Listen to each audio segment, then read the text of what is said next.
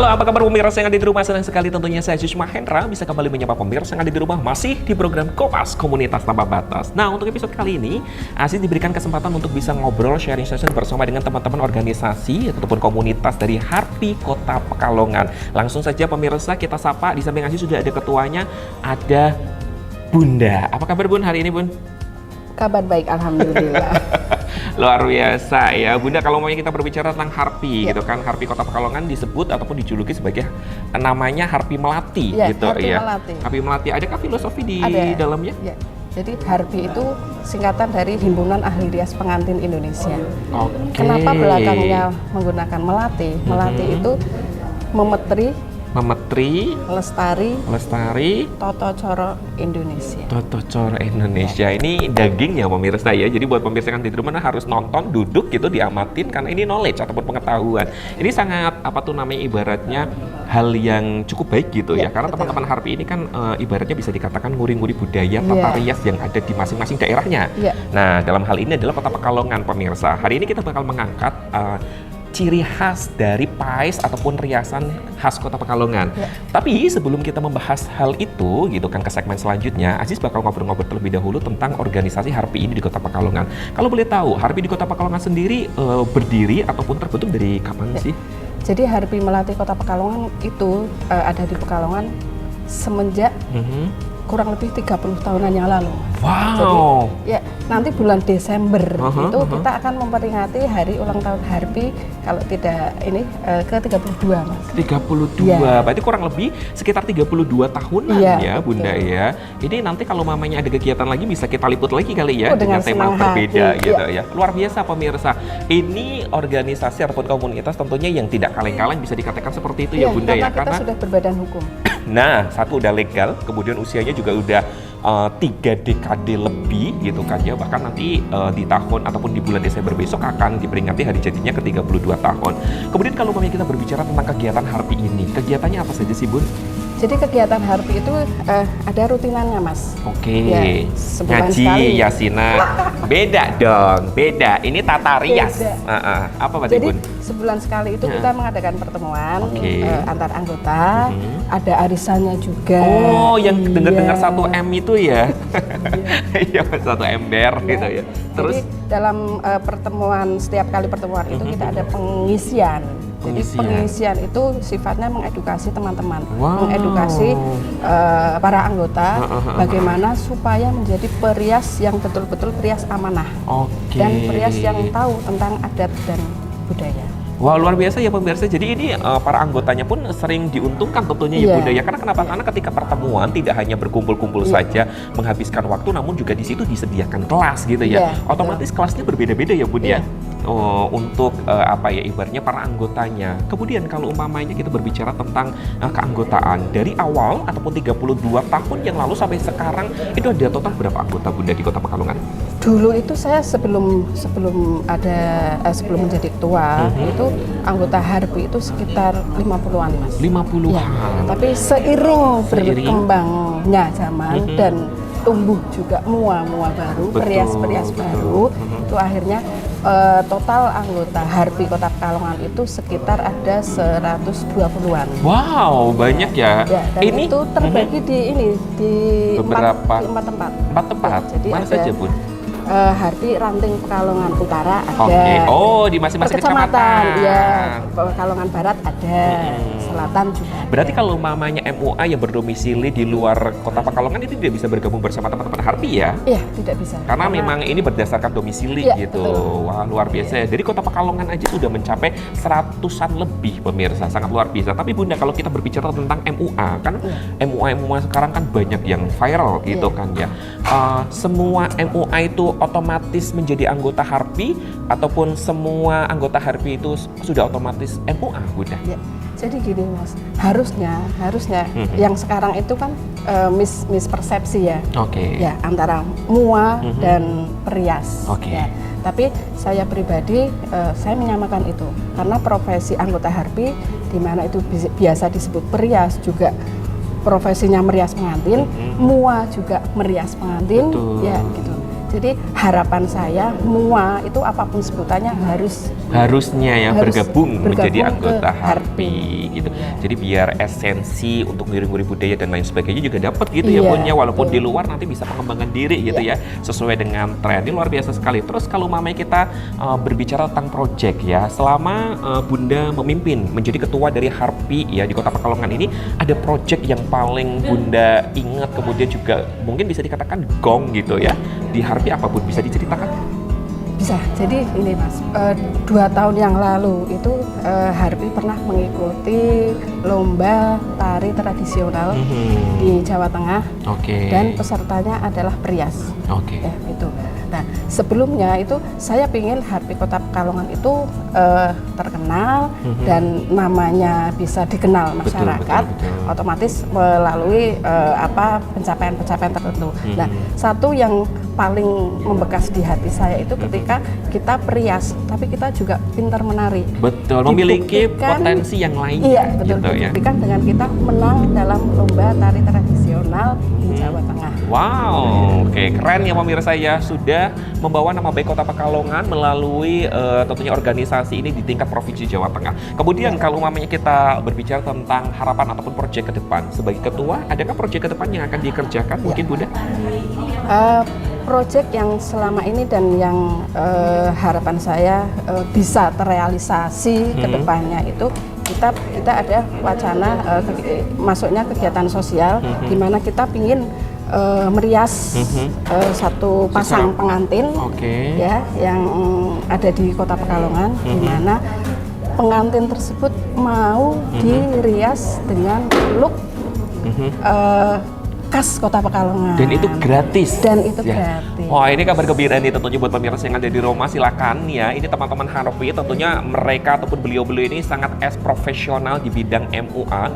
Jadi silakan tadi seperti tadi yang sudah disampaikan oleh Bunda selaku dari ketua HARPI Kota Pekalongan, di mana kalau mamanya ada nih pemirsa yang ada di rumah mau menjadi pengantin kemudian pengen dirias MUA dari teman-teman HARPI secara gratis, tapi dengan syarat ya.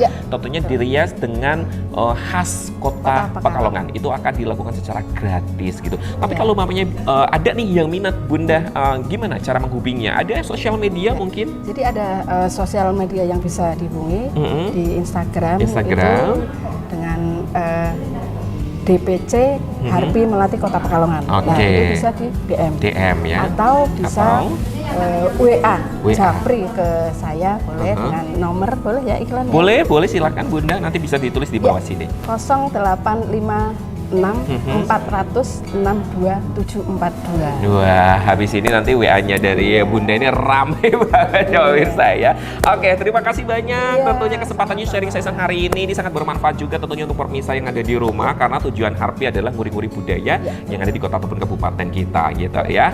Dan buat pemirsa yang ada di rumah juga jangan kemana-mana, nanti kita akan ngobrol tentunya bersama dengan para anggota yang sudah hadir tentunya hari ini ya untuk memeriahkan pawai Pajang Jimat Kansus Sholawat tahun 2024. Soal tetap di program Kompas Komunitas Tanpa Batas.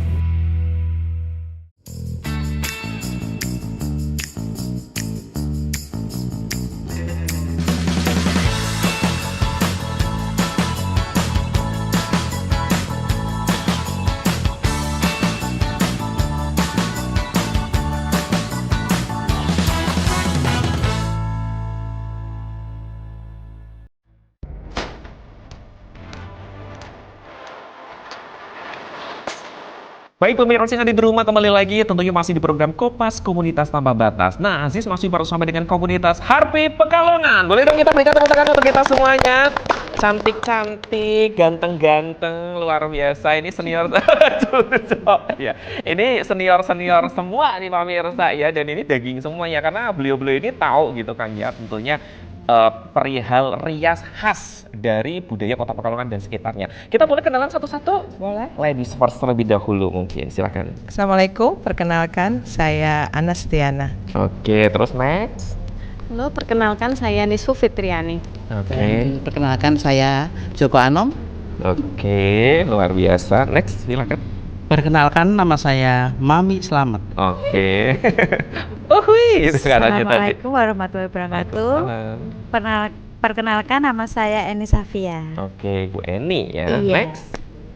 Assalamualaikum warahmatullahi wabarakatuh. Perkenalkan nama saya Minul. Nggak percaya? Oh, dia Cynthia Bella pasti. Nah, tolong nih. Mbak Minul, oke, kita mungkin ke Bunda Ana terlebih dahulu ya. Bunda Ana, kalau kita berbicara tentang ini kan para anggota, ini sebagian ya, belum semuanya karena tadi sudah disinggung sama ketua bahwa anggotanya kurang lebih ada 100-an. Kalau kita ikut semuanya nggak bakal mungkin, kamera nggak muat gitu kan ya. Bunda Ana bergabung bersama dengan Harpi ini dari tahun berapa dan kenapa? Sebenarnya kalau boleh dikatakan bergabung udah lama ya. Mungkin dari kandungan bundanya ya, karena bundanya ketuanya dulu Butres. Iya, jadi intinya kenapa bergabung karena memang ini tuh bidang kita semua. Jadi monggo di luaran sana kalau yang belum, yang merasa MUA ataupun perias pengantin yang belum bergabung dengan Harpi, ini sebenarnya wadah resmi. Jadi dari pemerintah itu juga sudah ngasih wadah resmi di mana di sini kita banyak sekali manfaat dan dapat menimba ilmu. Oke, ya tuh seruan tentunya buat MUA silakan. Karena di sini juga karena tadi sudah pernah disinggung juga ketika ada pertemuan dan lain sebagainya itu diadakan kelas gitu ya Bunda ya. Betul. Jadi itu bisa nambah knowledge gitu ya, pengetahuan mana sih tren yang terbaru mungkin ataupun budaya kita bisa memperkenalkan riasan budaya di daerah lain gitu ya. Jadi banyak hal yang bisa didapat. Kemudian mungkin kita bisa bergeser Bunda Ana ke kakak, ke siapa? Kakak nggak apa-apa, Kak Anis. Kak Anis kan ini terlihat masih muda gitu, terlihat ya. Tahu nih usianya masih muda gitu. Gimana? Kenapa bergabung? Apa alasannya Kak Anis? Bergabung ke Harpi ini memang butuh ya, karena saya seorang perias dan perias itu harus mempunyai komunitas ataupun organisasi gitu yang resmi. Kita bisa menimba ilmu, bisa bersharing session.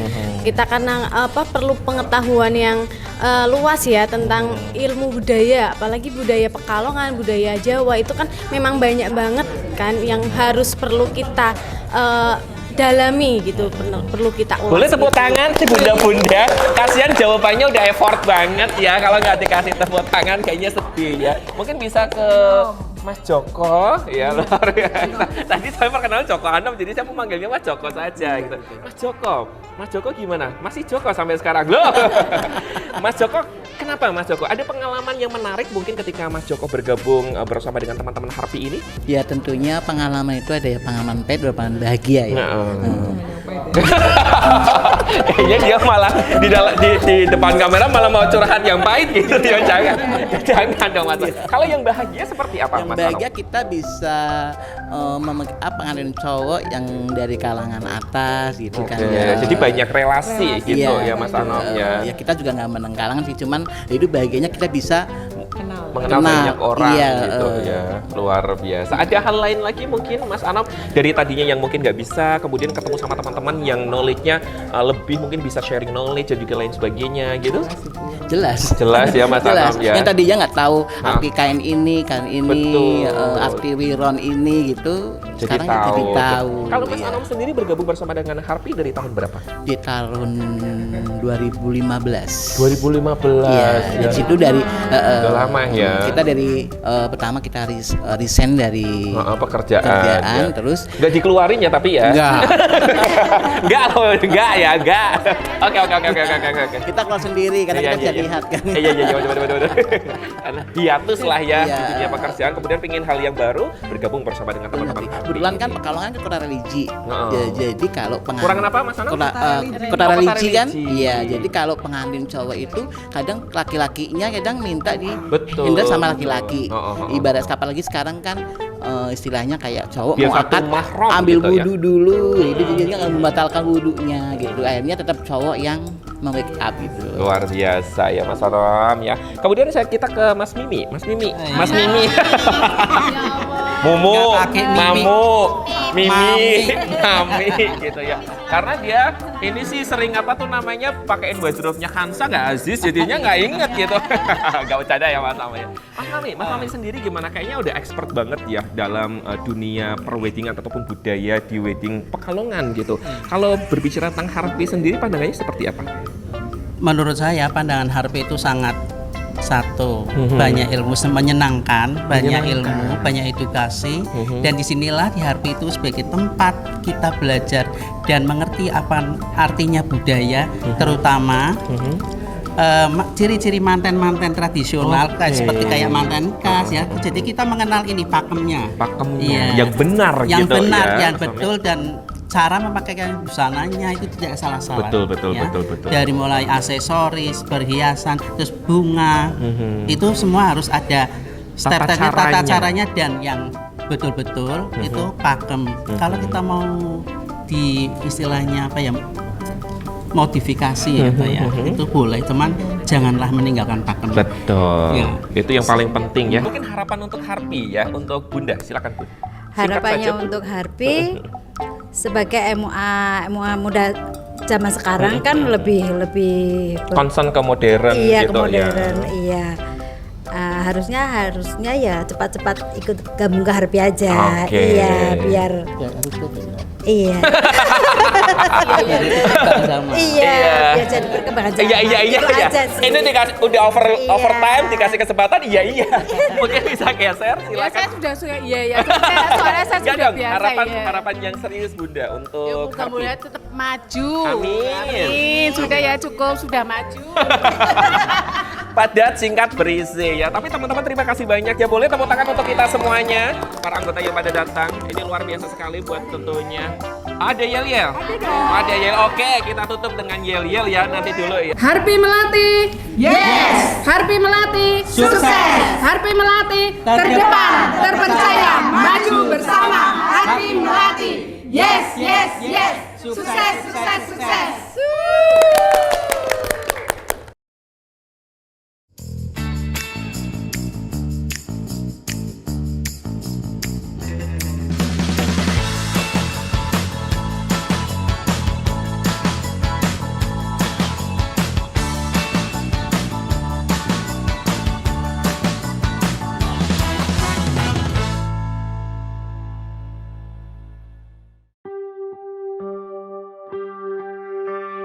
Baik pemirsa sekali di rumah, kembali lagi tentunya masih di program Kopas Komunitas Tanpa Batas. Aziz masih bersama dengan komunitas ataupun organisasi Harpi Kota Pekalongan. Nah, sekarang di samping Aziz sudah ada Bunda Ana yang sedang tentunya merias model.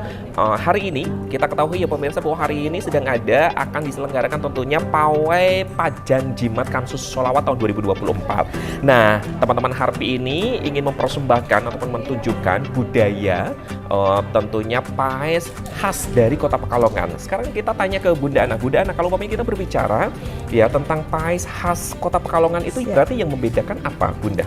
Sebenarnya kalau untuk ini namanya apa Bun sebelumnya biar paes. Buat knowledge untuk pemirsa. Iya. Ini paes ini ya? namanya paes. Oke. Ini namanya riasan keseluruhannya. Oke. Tapi yang hiasan yang ada di dahi kita sebut paes. Baik itu di Solo, di Jogja kita sebutnya paes. Oke.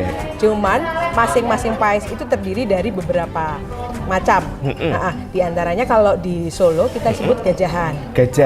Kalau di Jogja kita sebutnya panunggul. Kalau di Kota Pekalongan kita sebutnya batokan.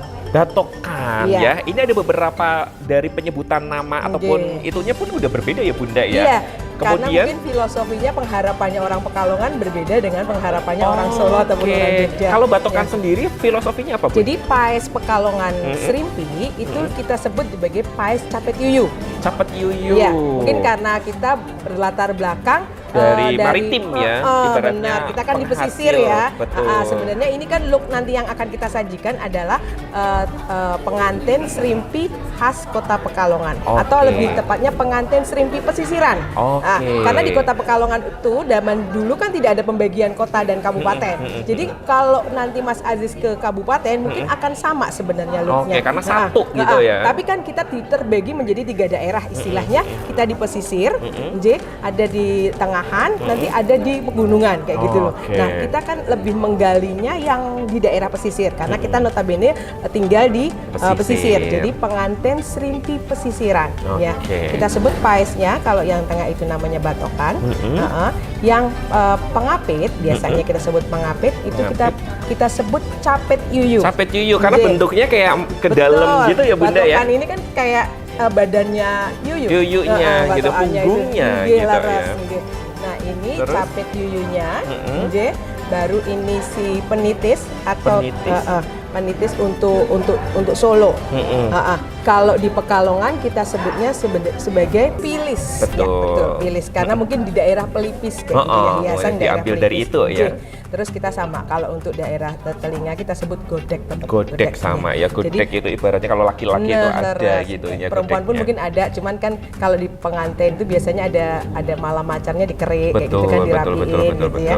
Jadi ini mempertegas riasannya aja. Jadi yang menjadikan ini berbeda, paisan tersebut adalah batokan sama capit yuyunya itu Bu Ana ya. Jadi bagian depan ini.